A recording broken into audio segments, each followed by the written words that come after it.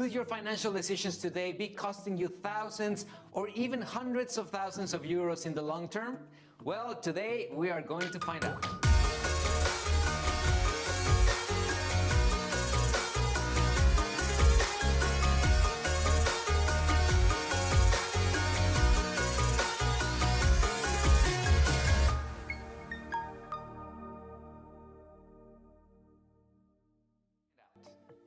Dear wonderful people, welcome back to the Future of here at Nordic Fintech Magazine. My name's Chris, and if you've been paying attention to the news lately, you may have noticed that as the world recoils from decisions made by governments around the world to fight COVID-19, the effects of the many controversial monetary policies put in place during the past 2 years are starting to be felt. With inflation at 5% in Europe, the highest since 1991, it's never been so important to have a tight grip on your finances. So for the next couple of weeks, we will bring you interviews directly with founders and experts on financial optimization who will share with us why knowing how to optimize your finances, whether you're an individual or a business, could be more critical than ever.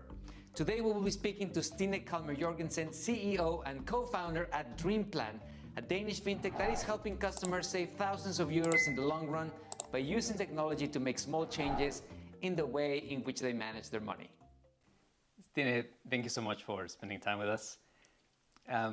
Let's just start talking about financial optimization. Tell us, what is it and why should anyone care about it? So financial optimization is the idea that you look at whatever you have, whatever you save up in your life, and you make sure that you save it up in the best possible way. So, and when I say savings, I mean what you pay into your mortgage or off on your mortgage into your house or your flat, what you save up in your pension fund, maybe through your employer, and also all the money you put away in a bank account, or maybe you do a little bit of investment. And a lot of people look at that as 3-4 completely separate things. So apples, bananas, strawberries, but it's all the same currency. And if you are able to look at it as the same currency in light of the different ways that it's being taxed or the different ways that you can gain on interest, you can accumulate much more wealth over time, or potentially much more wealth over time than if you just look at it as separate ways of saving. Okay, so most of us know how to earn some money, maybe some of us have savings or investments. Shouldn't people already know how to optimize their finances? They should, ideally they should, and ideally their banks would help them. Over the last 10-15 years, banks have sort of cut back around 25% of advisory hours. And so a banking advisor these days would have maybe 1,000 families they need to cater to, whereas they would historically have 200. So it's not so much that the banks don't want to help, it's just that they don't really have time to help people optimize across. So that's sort of one aspect. And then over the last 20-25 years, there's also been created so many more products that makes life flexible for the individual. But all of that is very complicated. It's complicated to understand things that might be counterintuitive and that are very abstract. And a lot of times it's worth looking at your timeline as well. So at yourself in this moment and in the future. And that abstraction is just really hard for the human mind to grasp. And so what we're proposing, or what I'm proposing, is that a lot of this could be data-driven, and you could take your decisions based on actual... I'd like to go a little bit in more detail about that. So let's assume an individual who has a salary, maybe some savings and a mortgage. What benefits would that person experience from optimizing their finances in the present, in the now? So the way that I think about it is that initially you should focus on optimizing the savings that you're already accumulating. So that would really be to say, okay, I'm going to look into my long money, I would call them, right? So into my accumulated wealth over time. And that I should be able to see how much can I optimize without actually changing anything in my day-to-day. So with the way I'm already spending money or saving money? Is there anything I can do with the box I'm putting away for savings? And for a lot of people, that would accumulate to 500,000 Danish kroner or even more over time, just changing around the way your saving patterns is. Of course, once you've done that, it's worth looking into your day-to-day finances and say, is there anything in my budget that I could optimize? But I think in comparison to a lot of the solutions that exist in the market, looking into your budget is going to help you accumulate maybe 50 kroner here, 100 kroner here, which is also something. But if you accumulate those 50 or 100 kroner in a saving pattern that is not optimal for you, it's not going to gain as much as if you start looking at the long money and then return and look at the short money or your day-to-day. So, if in this case, we seem to have a situation in which, well, in most markets, they're demand-driven, right? So you have individuals that have a particular need, and they go out looking for suppliers that can satisfy that need. But in this case, it seems like there's no clear understanding of the problem that might require a product or a service like financial optimization. So how do you go about introducing into the market and conveying the value of a product for which there is no clear demand for? We have taken the people who's already used our solution, and then we've taken that difference between the wealth they would have if they just continued the pattern that they are the savings patterns as is, with the saving patterns that we recommend. And as I said, that's for a lot of people, 500,000 Danish kroner or more. And then we're using that as a communication tool. And most people, even if they don't think that it might apply to them, they think, okay, so this is a family that actually looks very much like our family, and they would be able to accumulate so much more wealth. Let's see what happens. And because the DreamPlan service is free to use as a basic service, just to get that overview, you can go into the solution and get your own DreamPlan number, so to speak, see what is the possible increase in wealth for my family.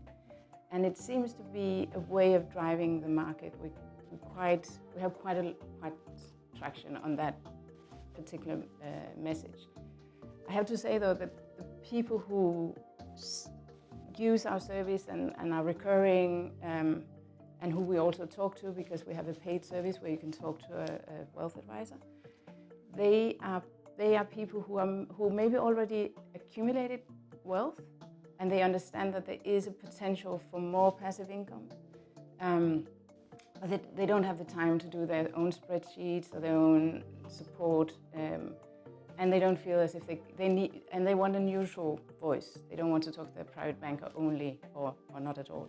I think we're sort of quite successful using those two channels of ambassadors and examples. Okay, so hearing you describe the challenges and the problem of financial optimization, you come across as very passionate. So my question is, what drove you initially to start DreamPlan? It is very important for me. Financial optimization or finances or your savings, they're just a symbol of all the opportunities that you have as a human being. And what could be more fun and better to work with and to actually help create possibilities for people. And so that was really what drove me to this. And before I started DreamPlan, I had a long career in large corporates, in two large banks, and they do a really good job being banks. But actually servicing, making customer-driven digitization is very limited. They have very limited time and space and resources because they're doing so much more, so many other things, banking products, risk, credit, that to do that, to actually make a service that is going to democratize your finances or our finances. I needed to do as a fintech outside the incumbents. And so that's really what drove me to start DreamPlan. Okay, so help me understand, as a founder, what is the main challenge that you've experienced in bringing your value proposition across so it can be understood by the market? I think, but that's even textbook, that you start out with a thought, I started out with the idea that, so because the banks don't have the time to do this themselves, if I build it and I make sure that I build it with all the IT security completely documented and all regulation supporting what we're building, then the banks are going to be really happy about it and interested and are going to want to service their customers with this tool. And I do have still very fruitful conversations with all the big banks and then all the banks actually in Denmark. But of course we're still in that maturity in that phase of maturity where the large banks still have to find out which fintechs can they work with and how does it work and what about the IT security when we're not building on their stack and so on. Okay, so if I understand what you're telling me, is there a challenge in working with banks whereby you might be augmenting their value proposition, but at the same time, when you're developing a product or a service that can be in direct competition with the banks, how do you balance that? Yeah, so up until now, it hasn't felt as if the banks that we're working with feel as if we are competing with them. I think that there's an understanding and probably some truth to it as well, that the customers that the banks have, the service they need from their advisors, they call the bank, they call the advisors, and they get the service from the advisor. The banks themselves know they can't be neutral. It's kind of within the idea that they are a bank and they are going to sell their own products. So what they do and already do with other third parties is that they get the interest of the customer, and then once the customer has some kind of idea that they want a certain product or a certain product basket, they kind of take over from there. And of course they have the advisory service responsibility, and they also have the banking license to actually sell the product. And the understanding within the banks is that that's a very strong position to have, and that's not something that we threaten. So at the moment it's a very fruitful relationship with them. Of course, in my vision, I could understand that if some point they would feel as if DreamPlan would take over too much of the customer interaction. But I'm looking forward to that, right, and to that kind of cooperation, right? Because that would also give more power to the customer via a distribution platform, and there would be some kind of dynamics going back into the banks. And I think the banks in that sense are good at actually accommodating products that help people. It just takes a longer time, and they need to feel the push from customer perspective. Okay, and if we look to the next 2 to 3 years, what can we expect to see from DreamPlan as part of your product portfolio?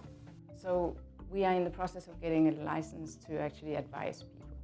So that means that at the moment we're only giving an optimization solution, and you would have to talk to a bank to be able to translate that optimization into actual products. We cannot recommend products as is. Once we have an advisory license from the FSA, we can recommend what kind of products should you onboard yourself into if you want that optimization.